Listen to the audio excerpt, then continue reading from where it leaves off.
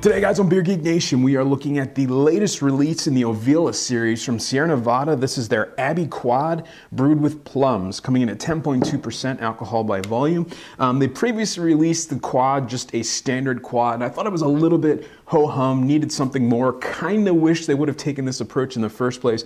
Basically, what this Ovila series is, it's a charitable series that they're brewing with the monks of Abbey of New Clairvaux. Basically, the proceeds go to them to help build a monastery, and the plums used in this beer were actually grown on the grounds of the monastery. So let me see what the plums add to this beer. Again, the last release of this, just the standard Quad, it was okay. Nothing wrong with it, very safe. So adding the plums, let's see what it does. Let me get into a glass, let you guys know how it smells, tastes, give the final verdict on the Ovila Abbey Quad.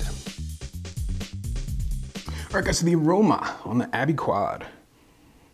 Yeah, I mean, classic Quad notes. Big dark fruits, raisins, figs, a little bit of like a rum character, believe it or not, a little bit of like a caramel or burnt sugar sweetness to it.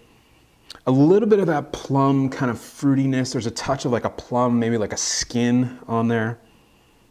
Yeah, it definitely has a little bit more pop than I remember the last one having. All right, guys, so the taste on the Abbey Quad with plums. Cheers. Well, yeah, it's really nice. Right at the front of the tongue, again, classic Quad notes. Dark fruit, sweet caramel, toffee. There's almost like a subtle kind of underlying smokiness to it, like a pipe tobacco type of smokiness in there. Middle of the mouth, definitely getting some of the plums. Again, a plum skin, a little bit of like a plum juice, maybe even like a prune type of quality, a slight raisin, a little bit of a cherry note in there, like a cherry cordial. Nice sweet aftertaste, more of that kind of burnt sugar, toffee, caramel sweet sweetness, kind of almost a bit of a syrupy kind of sweet undertone to it. Very, very easy to drink. Again, just classic Quad notes, but those plums definitely kind of do add a layer of complexity to it to make it a really, really nice drinking beer. All right, guys, so the final verdict on the Abbey Quad, brewed with plums, coming at 10.2%, available now. If you guys do want to pick this one up, you can go to qualityliquorstore.com and buy it online there, guys. I'm going to give this one an A-.